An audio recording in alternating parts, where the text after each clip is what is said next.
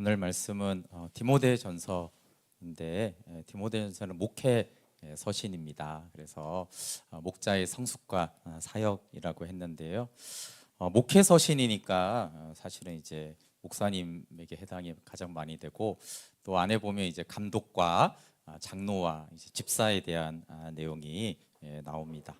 근데 또 넓게 보면은 우리 교사들 또 셀장들도 목자고, 또 하나님은 모든 부모를 교사로 부르셨어요, 그렇죠? 그래서 쉐마 명령은 네 자녀는 네가 가르쳐라. 그래서 다른 데가 아니라 먼저 부모가 자녀를 말씀으로 가르치는 것이니까 나에게 해당하는 말씀으로 들으면 좋겠고, 그래도 아무리 봐도 목사님한테 하는 것 같아요. 이제 그러시면 목회자를 잘 이해하고 기도해 주면 좋겠습니다.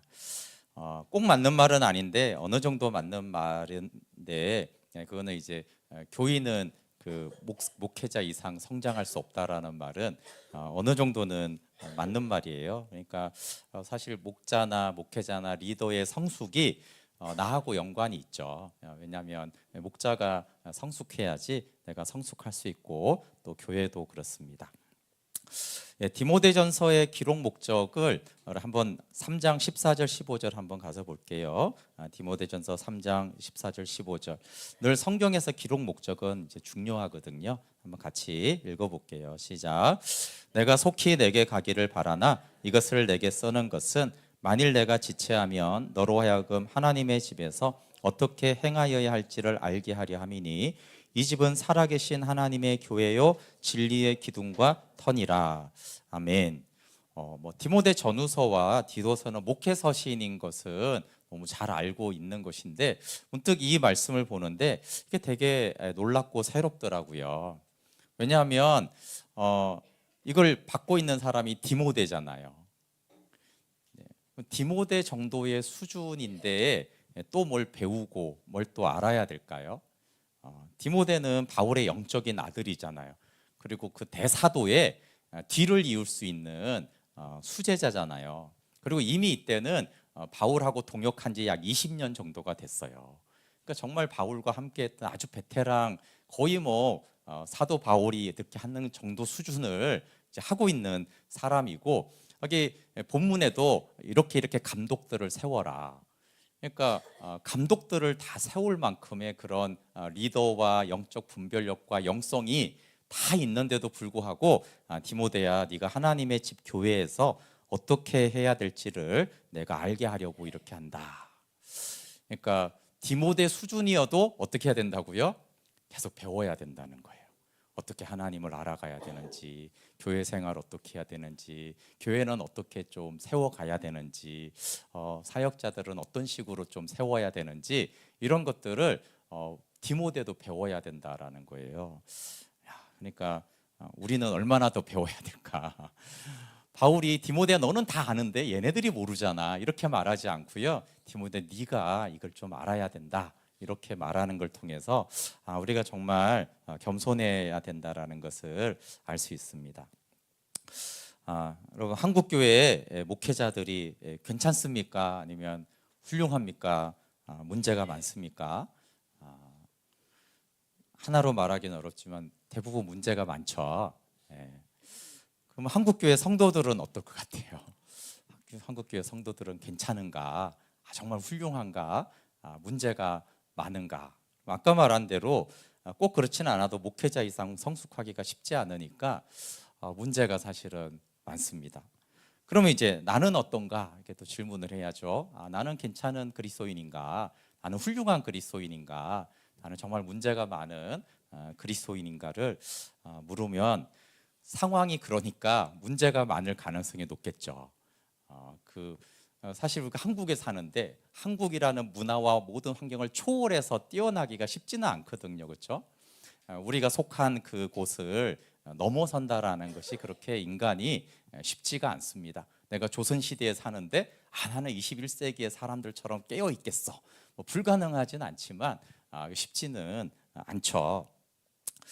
그러면 이제 목회자들이 왜 문제가 많은지 저는 이제 두 가지라고 생각을 하는데, 첫 번째, 하나님 때문에 문제가 많은 것입니다.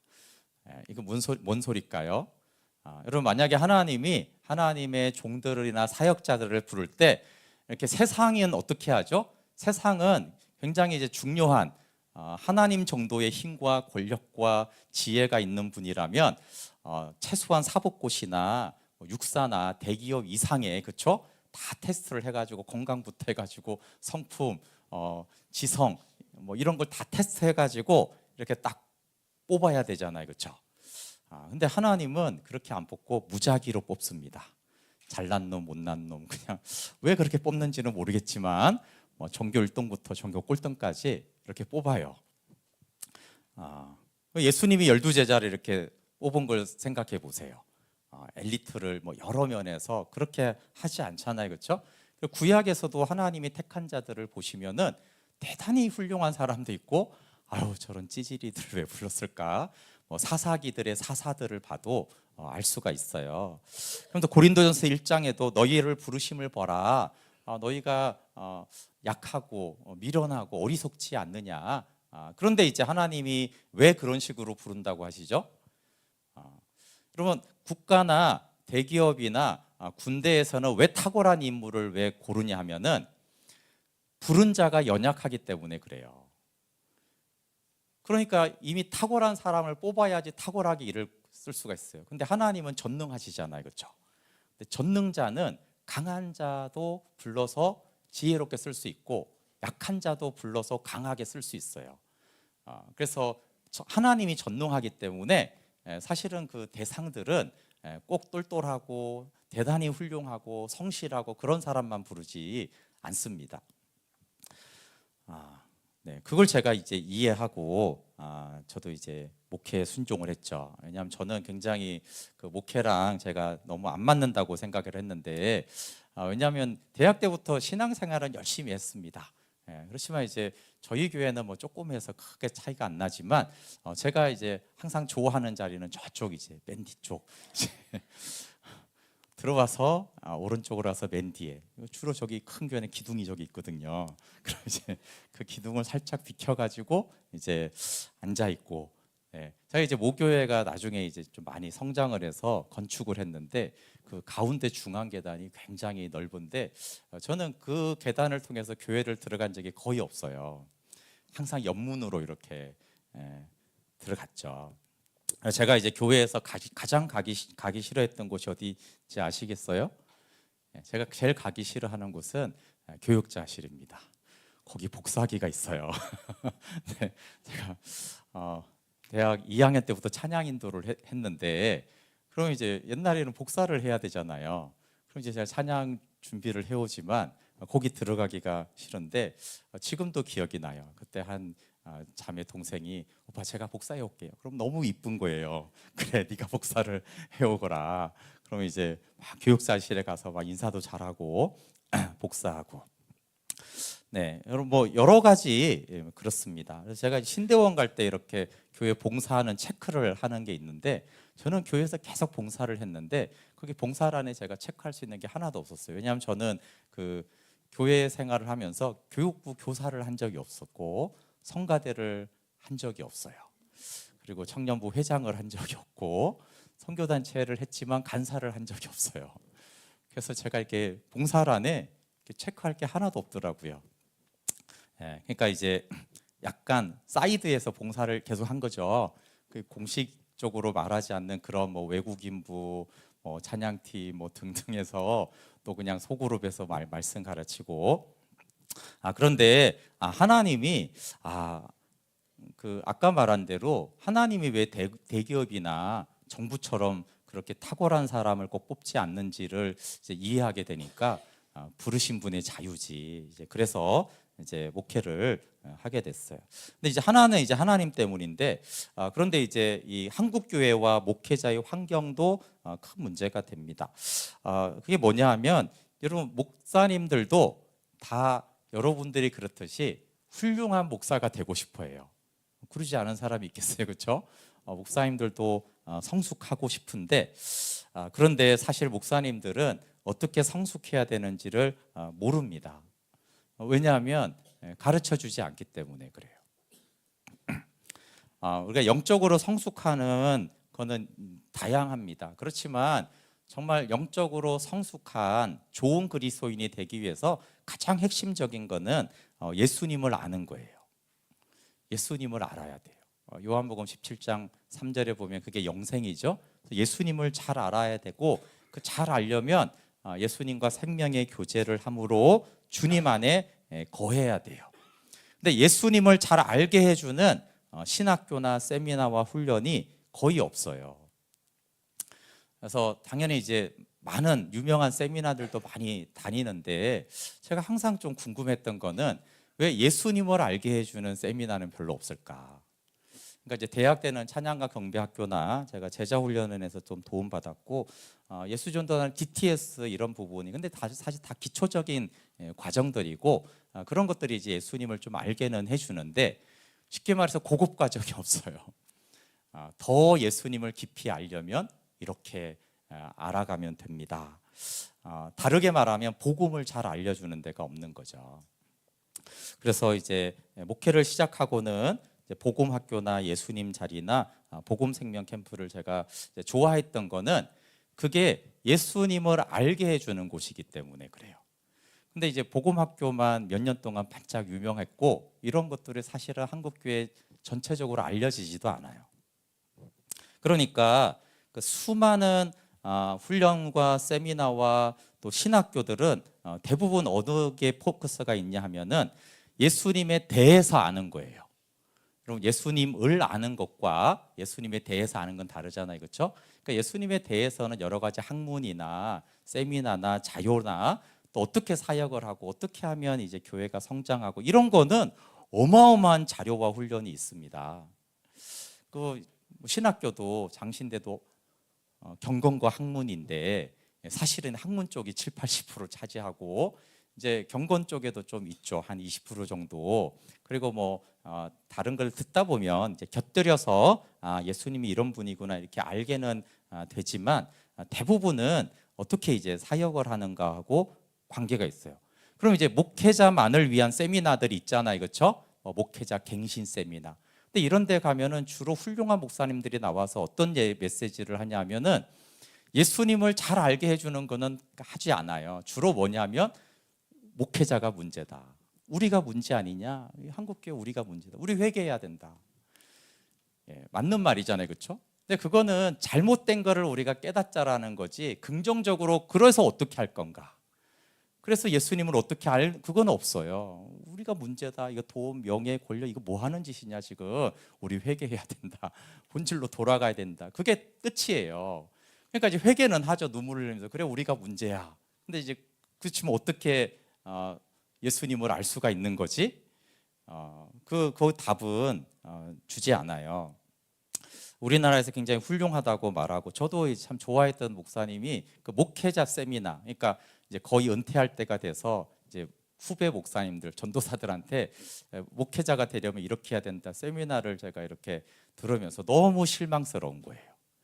그게 뭐냐, 훌륭한 목회자가 되려면 마치 훌륭한 선비가 되라는 것 같아요.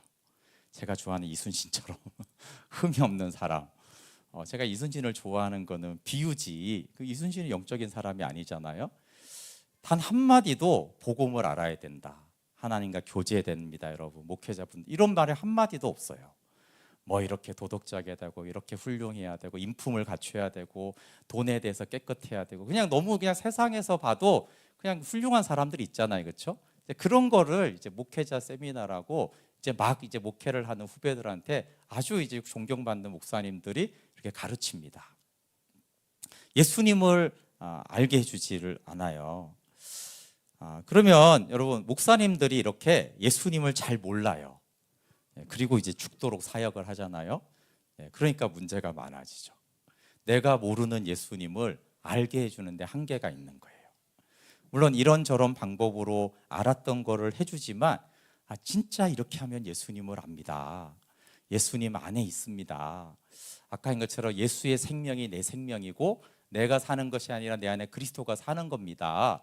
이걸 내가 잘 모르는데 어떻게 이제 가르쳐 주겠어요? 배운 대로 가르치는 거죠.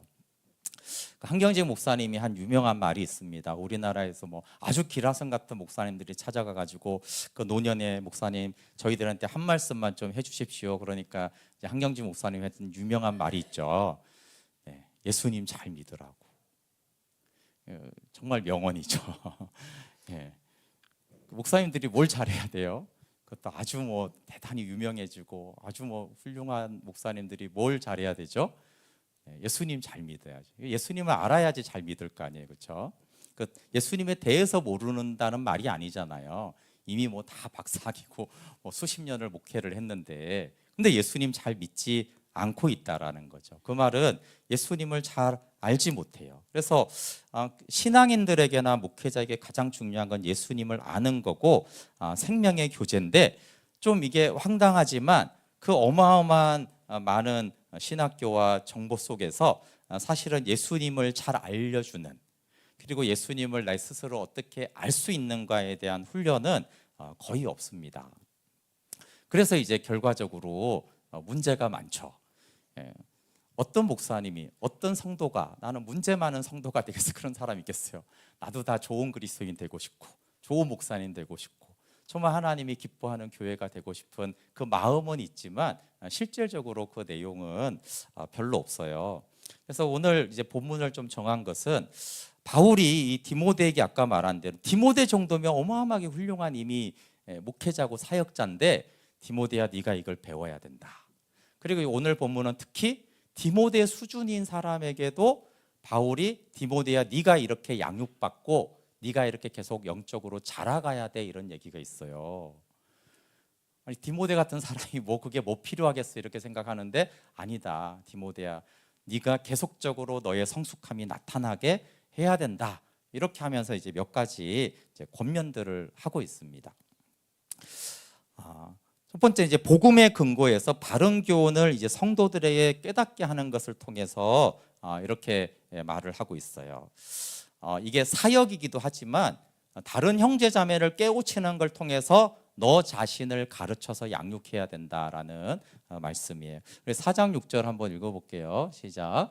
내가 이것으로 형제를 깨우치면 그리스도 예수의 좋은 일꾼이 되어 믿음의 말씀과 내가 따르는 좋은 교훈으로 양육을 받으리라. 먼저는 이거는 이제 복음을 잘 교훈을 가르치는 것인데, 그러면 네가 양육을 받는다 그랬어요, 그렇죠? 새 번역에도 그대는 양육을 받아서 그리스도의 좋은 일꾼이 될 것입니다 그랬어요. 그러니까 그리스도의 좋은 일꾼이 되려면 어떻게 해야 돼요? 내가 형제 자매들을 깨우치고 가르치는 그 말씀으로 나를 가르칠 수 있어야 된다는 거예요. 근데 이제 가르치는 사람들의 가장 큰 실수가 남은 가르치고 자기가 자기를 가르치지 않는데, 그 메시지로 자기를 가르치는 거죠. 근데 요즘 교육에서 굉장히 이제 중요한 게 인출이잖아요. 그래서 배우는 자가 배우는 게 아니라 가르치는 자가 더 많이 배운다고 그러는데, 그러니까 그 가르침에 가르쳐야 된다라고만 생각을 하지 말고, 디모데야 네가 그걸로 형제 자매를 깨우쳐야 되는데, 그 깨우치는 것으로 너 자신을 깨우치고 너 자신을 가르치고 너 자신을 양육시켜야 된다. 그래야지 그리스도의 좋은 일꾼이 된다라고 하는 것이죠.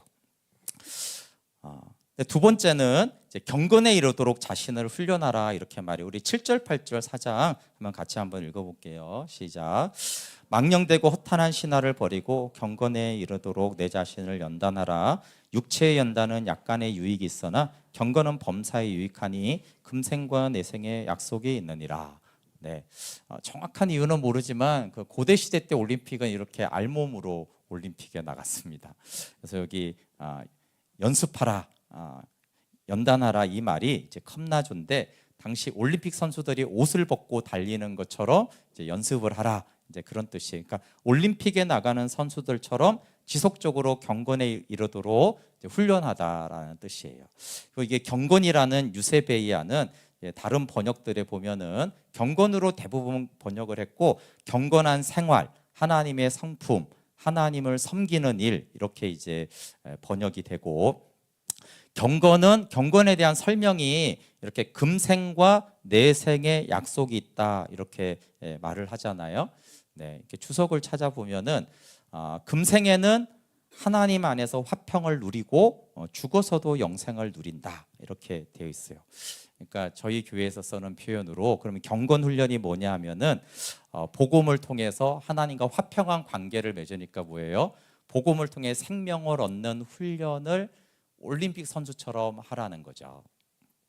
요한복음의 기록 목적도 내가 이것을 기록하면 하나님의 아들을 믿어 생명을 얻게 하려 함인데 그 생명 얻는 것을 하라고 합니다. 그 두 번째는 이제 육체의 연단에 대한 것이에요.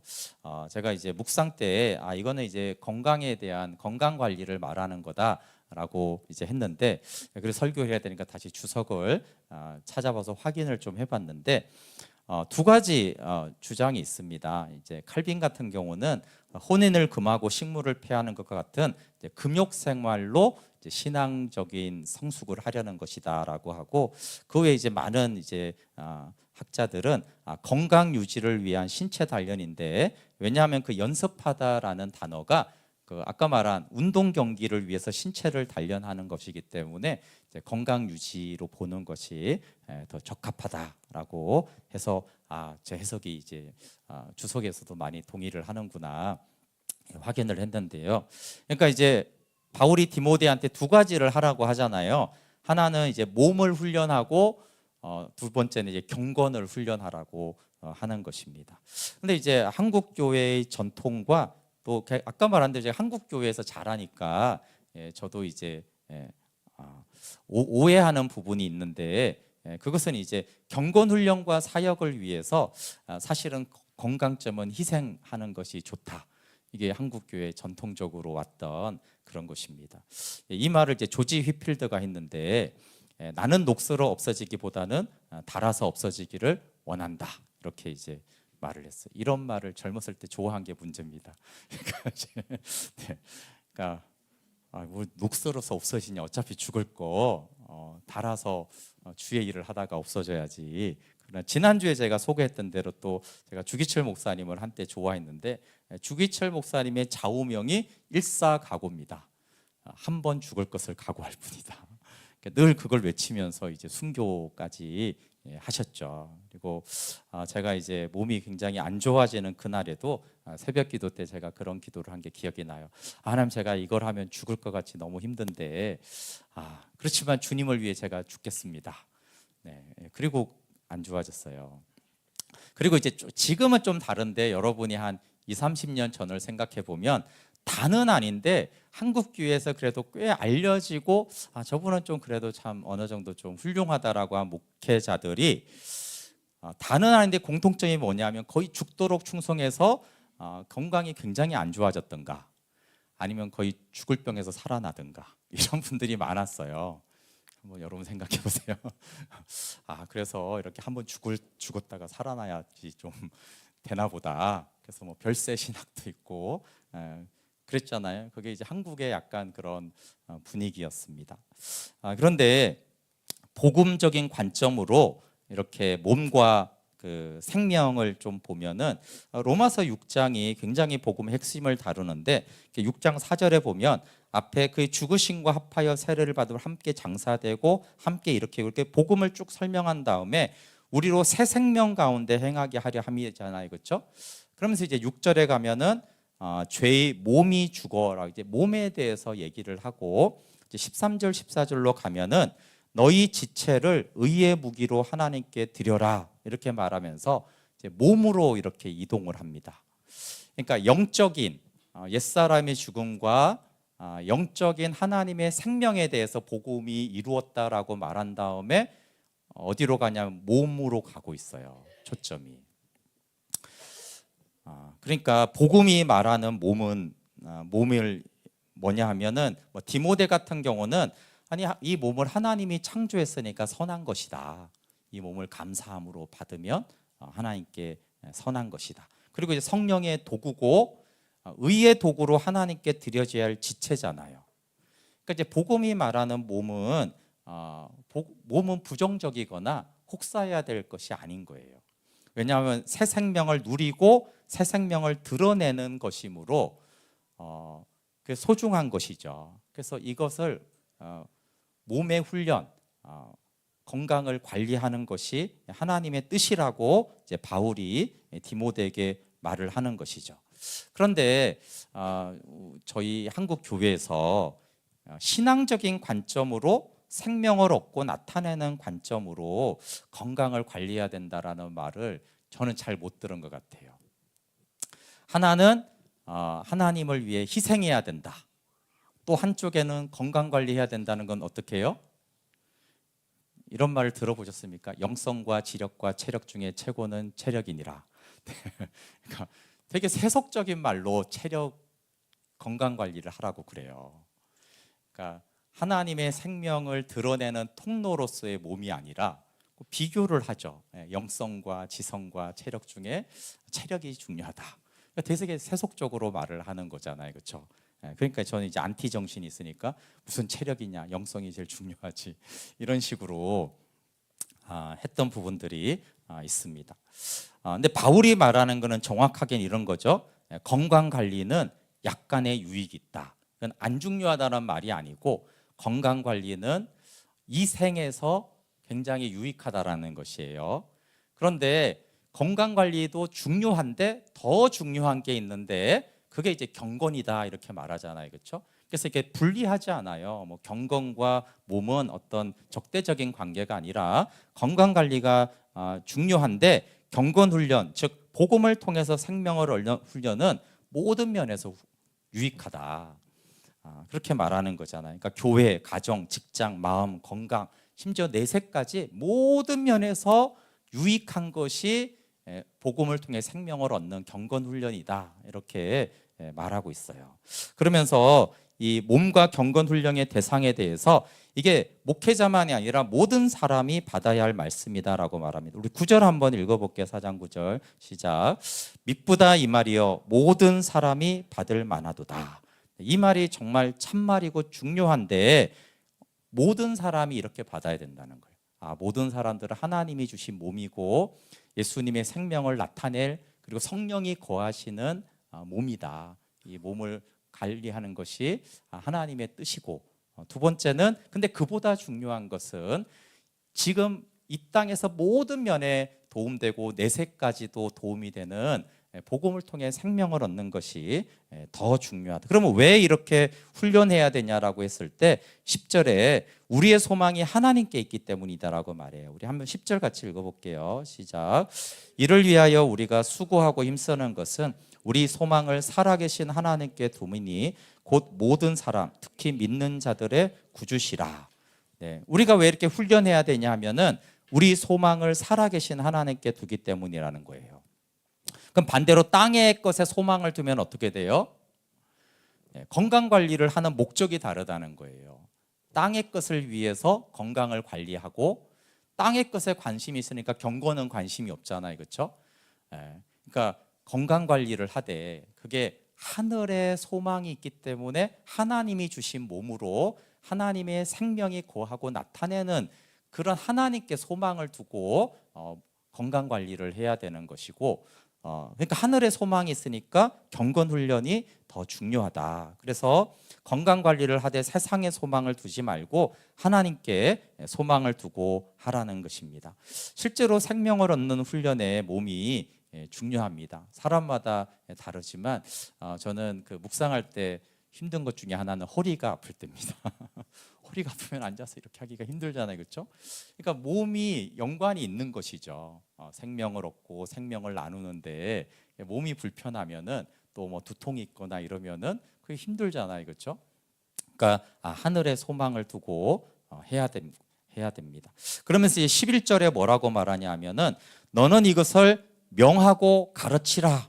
굉장히 강력한 말이거든요. 여기서 명하는 것은 군대에서처럼 명령하라 이거예요. 그럼 설교를 들으실 때 권면이 좋지 명령은 싫지 않나요? 어떠세요? 군대처럼 말씀 묵상을 하라니까 안 하면 까버린다. 뺑뺑이 돌릴 거야. 반드시 묵상해. 이렇게 명령하면 엄청 기분이 나쁘잖아요. 근데 바울은 이거를 명령하라는 거예요. 군대에서처럼 권면하거나 설득하지 말고 명령하라는 거예요. 근데 이제 명령은 옛날이나 지금이나 거부감을 가질 수 있기 때문에 그래서 나오는 내용이 네 연소함을 업신여기지 말라는 거예요. 그러니까 디모데가 워낙 훌륭하니까 흠잡을 게 없으니까 나이 어린 게 뭘 알겠어. 이걸 흠잡을 수 있기 때문에 명령 때문에 사실은 나온 문맥이에요. 그러니까 사실은 강조는 이거는 권면하는 요소가 아니라 명령하는 해야 할 요소다. 하나님의 명령으로 이거는 타협하지 말고 뭐 어쩌고 저쩌고 그게 힘들고 그렇게 훈련하는 것이 상황이 그렇게 하지 말고 이것은 명령하라 이렇게 말하고 있어요. 그러면서 이제 명령만 하면 안 되잖아요. 이것을 위해서 이제 전념해야 될 것으로 13절을 말합니다. 13절 같이 읽어볼게요. 시작. 내가 이를 때까지 읽는 것과 권하는 것과 가르치는 일에 전념하라. 계속해서 그 바울이 말하는 것은 먼저는 네가 먼저 성경을 읽어야 된다라고 말하고 있어요. 엄마가 먼저 밥을 먹어야 젖이 나오잖아요. 근데 이제 저도 그랬고 한국 교회 부교육자들이 굉장히 어려운 것은 성경을 읽을 시간이 없어요. 그래서 저도 부목사 할 때 1년에 성경 한 번을 못 읽었는데 이게 항상 마음에 걸리지만 실제로 성경이 읽을 시간이 주어지지가 않아요. 그러니까 굉장히 모순되죠. 성경을 가르쳐야 되는데 나는 성경을 읽을 시간이 없어. 두 번째는 근데 네가 먼저 읽어야 된다. 네가 먼저 읽어야 된다. 두 번째는 권하고 가르치는 것은 근데 읽기만 해서는 안 되죠. 왜냐하면 이제 바르게 해석해서 가르쳐서 생명을 얻게 하고 여기서 전념하라는 것은 이게 이제 목회자의 본분이다. 여기에 올인하라라고 합니다. 그러면서 이제 16절도 굉장히 중요한데요. 영적 성숙을 위해서 반드시 해야 하지만 그리스도인이 굉장히 하지 않는 것이 있는데 그걸 하라는 거죠. 우리 16절 같이 읽어볼게요. 시작. 내가 내 자신과 가르침을 살펴 이 일을 계속하라. 이것을 행함으로 내 자신과 내게 듣는 자를 구원하리라. 여기 살펴는 주의 깊게 보는 걸 말합니다. 여러분 남을 가르치는 자가 하는 최대의 실수가 뭐냐 하면은 자기를 가르치고 자기를 살피지 않는 거예요. 근데 이게 성경하고는 다른데 왜 그렇게 되는지는 모르겠는데요. 그리스도인들이 굉장히 하지 못하는 게 뭐냐면 자기 자신을 살피는 거예요. 이걸 아마 나는 진리를 가졌기 때문이라고 생각하는 것 같아요. 나는 진리니까 무조건 옳지. 그러니까 나 자신과 내 자신의 가르침을 살피지 않고 나는 진리니까 100% 옳으니까 무조건 내 말이 옳다. 이렇게 하는 것 같아요, 아마. 네. 그래서 이게 다 나쁜 건 아니지만 여러분 이제 지금 시대에 막 지하철이나 사람 많은 데서 예수 천당 불신조설 막 스피커를 가지고 외친다거나 막 예수 믿어야지 구원을 받고 이렇게 복음을 믿어야 된다고 막 주장이 강하거나 굉장히 이렇게 다 썩어가지고 이것들을 이렇게 비판하는 거는 이제 반발하고 거부를 받잖아요. 그럼 100%는 아니지만 대부분 이런 경우는요. 이게 무례하기 때문에 뭐라고 하는 거예요. 너무 당신이 무례하다. 배려가 없다. 다른 사람에 대해서는 네 중심적이다라고 사람들이 불만을 제기하면 대부분 어떻게 해석하죠? 나는 주와 복음을 위해 고난을 받고 있습니다. 이렇게 생각을 하고 주장을 해요. 그래서 더 하죠. 더 합니다. 자기를 살피지가 않아요. 근데 여러분 고린도서 13장에 사랑이 뭐라고 그랬어요? 사랑은 온유하고 친절해, 그렇죠? 성령의 열매 9가지 열매가 뭐예요? 거기 온유하고 친절함이 있잖아요. 상대방을 배려하고 그런데 자기를 살피지 않아요. 두 번째는 자기의 가르침 말을 주의 깊게 살펴보지 않죠. 그래서 이게 진짜 하나님의 영광을 드러내는 말인가, 이게 정말 성경에서 전하는 말인가를 살피지 않고 그냥 무조건 내가 가르치는 거는 옳다, 나는 진리다, 네가 틀렸다, 이런 식으로 자기의 가르침을 살피지 않아요. 여러분 지혜라는 것은 우리가 굉장히 오해하는 거는 모르는 것을 아는 것을 지혜라고 생각해요. 근데 지혜는 크게 두 가지인데 하나는 모르는 것을 아는 게 지혜고요. 두 번째는 내가 모르는다는 것을 아는 것이 지혜입니다. 그래서 바울이 너를 살펴야 된다고 하는 거예요. 그래서 요즘엔 그걸 메타인지라고 하는데, 그럼 그 소크라테스가 너 자신을 알라는 말이나 소크라테스가 왜 중요하냐면 철학에서 금요일에도 제가 한번 말해요. 소크라테스가 사람들하고 많이 얘기하면서 자기가 똑똑한 걸 알았어요. 그 똑똑한 것을 알게 된 거는 뭐냐면 내가 많은 걸 안다는 게 아니라 많은 사람하고 얘기해 보니까 소크라테스는 자기가 나는 내가 무지하다는 걸 아는데 이 사람들은 자기가 무지한지를 모르는구나.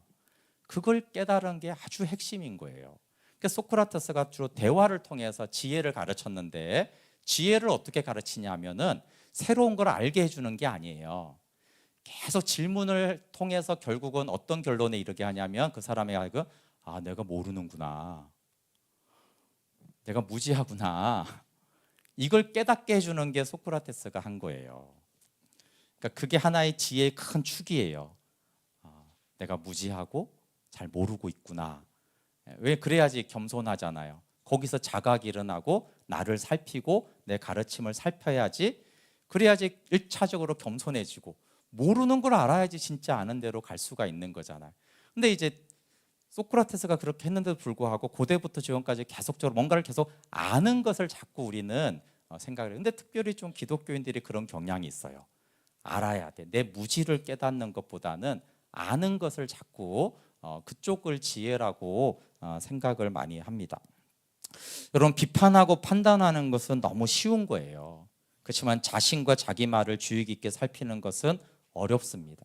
마태복음 7장 2절에 너희가 비판하는 그 비판으로 너희가 비판을 받을 것이요 너희가 헤아리는 그 헤아림으로 너희가 헤아림을 받을 것이라고 했는데 이 자체도 있지만 남을 비판하는 것은 굉장히 쉽지 않습니까? 이걸 못하는 사람은 아무도 없습니다. 근데 그 비판의 원리로 나를 비판할 수 있는가? 내가 남을 헤아리는 그 헤아림의 원리로 나를 헤아릴 수 있는가? 그거를 하라고 바울은 말하고 있습니다. 그러면 왜 자기와 자기 가르침을 주의 깊게 살피는 것이 왜 중요하냐라고 했을 때 뒷부분에 뭐라고 합니까? 그렇게 했을 때만 너 자신과 내게 듣는 자를 구원하리라 그랬어요. 예수님이 바리새인한테 한 말이 있죠. 너도 천국 못 가고 다른 사람도 천국 못 가게 한다 너희들이. 그럼 바리새인들의 문제는 뭐예요? 그럼 바리새인들은 그 당시에 지식인이고 엘리트 계층이고 율법을 지켰던 지도자였어요. 그렇죠? 근데 바리새인들이 유일하게 외식했다라는 말이 뭐예요? 나 자신과 내 자신의 가르침을 살피지를 않았잖아요. 다른 노력은 어마어마하게 했는데 내가 나와 내 가르침을 못 살펴. 그러니까 못 살피니까 어떻게 돼요? 너도 지옥 가고 네가 가르치는 그들도 지옥 가게 한다. 그래서 바울이 내가 나를 살피고 내 가르침을 살피면 어떻게 돼요? 나도 구원을 받고 내가 가르치는 그 대상들도 구원을 받는다. 이렇게 말하고 있어요. 마지막으로 이제 사역에 대해서 말하는데 우리 14절 한번 같이 4장 14절 읽어볼게요. 시작. 내 속에 있는 은사 곧 장로의 회에서 안수받을 때 예언을 통하여 받은 것을 가볍게 여기지 말며, 여기 은사에 대해서 이제 사역에 대해서 말을 하는데 여러분 그 사역은 은사를 따라 하나님이 하도록 하셨어요. 그래서 우리가 교회를 잘 이해해야 되는데 교회에서 한 사람 성도는 목사부터 모든 성도는 지체이기 때문에 모든 지체는 부분적인 은사를 가지고 있고 몸은 모든 은사를 부족함이 없이 갖고 있습니다. 그래서 예를 들어서 목회자나 교회에서 리더들도 그 지도자 중에 한 사람이기 때문에 사람들이 세상의 지도자 개념으로 바라보는 경우가 있어요. 그러니까 어떤 경우냐 하면은 모든 은사를 다 가지길 원하는 거예요. 그래서 다른 분들도 그렇지만 목회자들한테 복음도 잘 전하고 그렇죠? 예수님의 성품도 있고 지도력도 잘하고 사랑과 그런 목양도 잘하는 다 잘하는 걸 원하잖아요. 다 원하시죠? 네, 저도 원합니다. 근데 하나님이 교회를 그렇게 안 만드셨다는 거예요. 아까 말한 대로 그게 다 있는 사람을 셀렉해서 종으로 부르는 게 아니고 하나님은 의도적으로 지체로 우리 모두를 부르셨습니다. 근데 디모데는 이제 목회자니까 당연히 입의 역할의 지체로 불렀죠. 그래서 네가 가르쳐고 이렇게 하라고 그랬어요. 그 다음에 디모데에게 이렇게 말해요. 근데 디모데야 너한테 준 은사가 있지 않느냐. 그럼 바울과 바나바도 은사가 달랐어요. 그렇죠? 바나바가 가진 은사가 바울에게 없었어요. 그 위대한 사도 바울도 없었어요. 바울이 가진 은사가 바나바한테는 없었어요. 그리고 은사는 바울과 디모데가 달라요. 영적인 아들이지만. 그래서 바울이 하던 일을 디모데가 다 하지 못해요. 그냥 그건 하나님이 주신 것이니까 그렇습니다. 그래서 하나님은 한 지체에게 모든 은사를 주지 않았습니다. 만약에 하나님이 한 지체에게 모든 은사를 주면 어떻게 되죠? 그거는 그리스도의 몸이 되지 못해요. 한 지체가 다 가지고 있는데 왜 몸을 이루고 공동체를 이루고 왜 서로 사랑하겠어요? 자기 혼자 다 하면 되죠. 그래서 하나님은 그리스도의 몸을 이루기 위해서는 각 성도들을 지체로 불렀고, 당연히 손이 하는 은사, 발이 하는 은사, 입과 귀가 코가 하는 은사가 다 그게 은사거든요. 그렇게만 하나님이 우리를 불렀어요. 그래서 각 지체에게 주신 은사가 그런데 만약에 다 활용이 되면 어떻게 되냐면 그 교회나 그 모임에는 부족함이 없어요. 여기 에베소서 4장 16절에 보면은 같이 읽어볼게요. 시작. 그에게서 온몸이 각 마디를 통하여 도움을 받음으로 연결되고 결합되어 각 지체의 분량대로 역사하여 그 몸을 자라게 하며 사랑 안에서 스스로 세우느니라. 영광스러운 교회가 되려면 각 지체들이 연결되고 결합해서 각 지체가 분량대로 역사해야 돼요. 그러면 사람이 보기에도 여기는 너무 부족함이 없는 곳이구나, 그렇게 됩니다. 영적으로도 마찬가지예요. 에베소서 2장 21절 22절 읽어볼게요. 시작.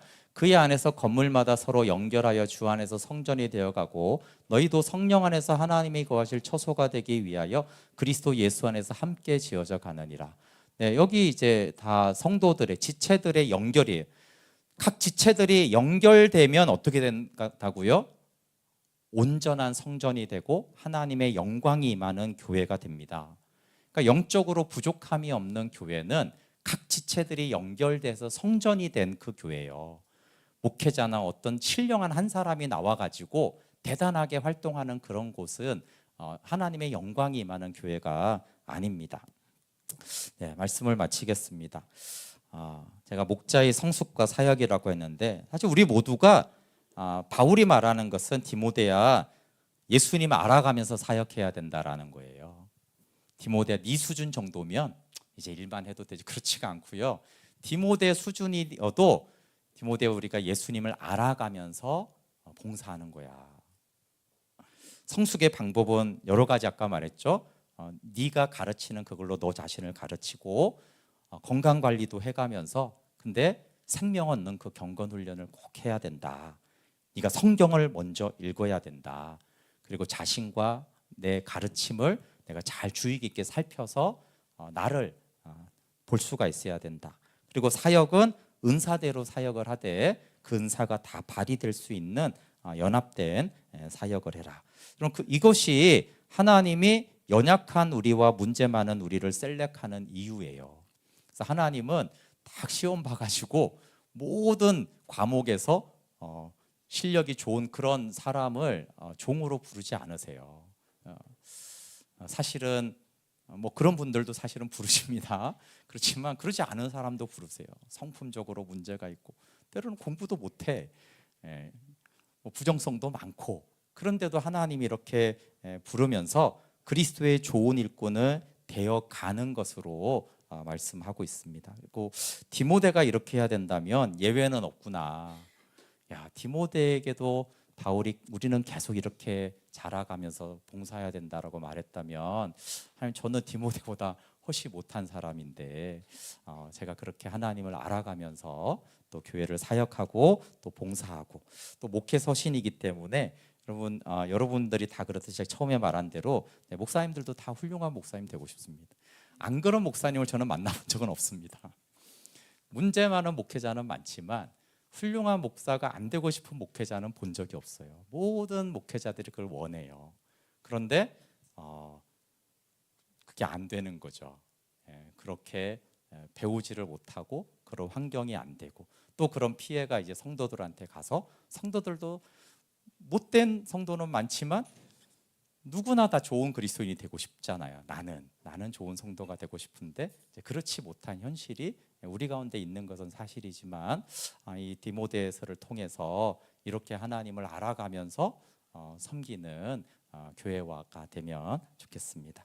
우리 함께 같이 찬양하고 같이 좀 기도하겠습니다. 우리 내 모습 어디가 아름다워 찬양하면서요. 여러분, 하나님 우리가 잘나서 대단해서 부른 것이 아닙니다. 근데 내가 연약한 자를 불러 강하게 할 수 있는 전능하신 하나님이다라고 말씀하시는 그 사랑을 의지하면서 함께 부르고 기도할게요.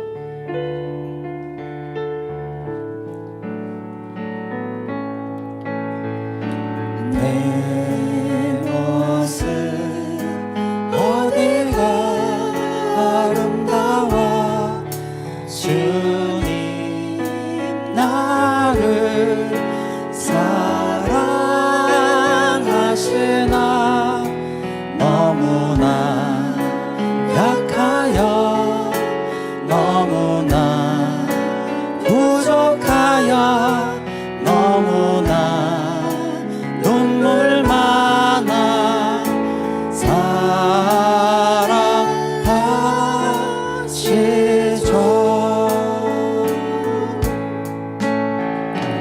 내 모습 어디가 아름다워 나를 위해 주 돌아가셨나 너무나 죄 많아 너무나 무지하여 너무나 사랑하사 십자가 지셨네. 함께 기도하겠습니다. 여러분, 봉사자만이 아니죠. 목회자만이 아니라 하나님이 우리를 구원하는 것도 사람들 중에 괜찮은 사람만 하나님 구원하는 거, 또 하나님 괜찮은 사람, 훌륭한 사람 종으로 부르는 것 아니고요. 너무나 약하고 너무나 부족하고 너무나 죄 많고 너무나 무지하니까 전능하신 하나님이 아니면 괜찮아지거나 훌륭해질 수 없는, 그래서 더욱더 우리를 불렀다고 말씀하십니다.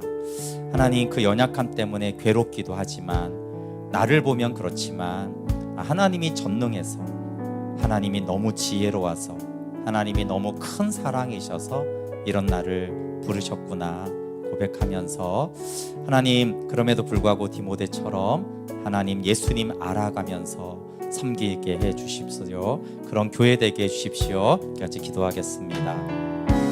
하나님 아버지, 하나님이 전능하기 때문에 우리 주 예수 그리스도가 사망을 이기시고 사탄을 이기고 정복한 전능하신 지혜로우신 하나님이시기 때문에 연약하고 무지하고 죄 많고 부정성이 많은 우리까지도 능히 구원하실 수 있는 분이시고, 또 그런 자를 하나님의 종으로 또 몸된 교회의 봉사자와 직분자로 세우시는 하나님이십니다.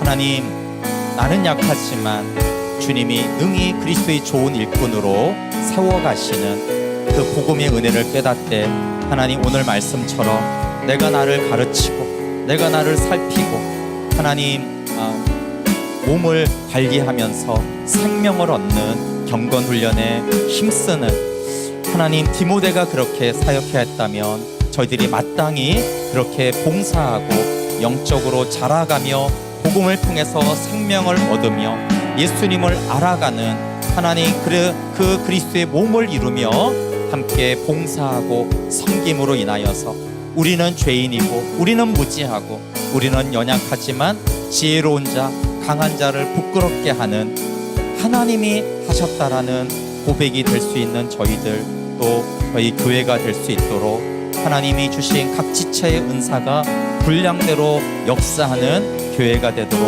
함께하여 주시옵소서.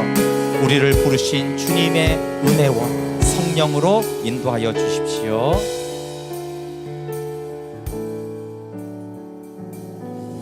네, 하나님, 오직 성령께서 우리가 주 안에 있고 주님이 우리 안에 있음을 알게 합니다.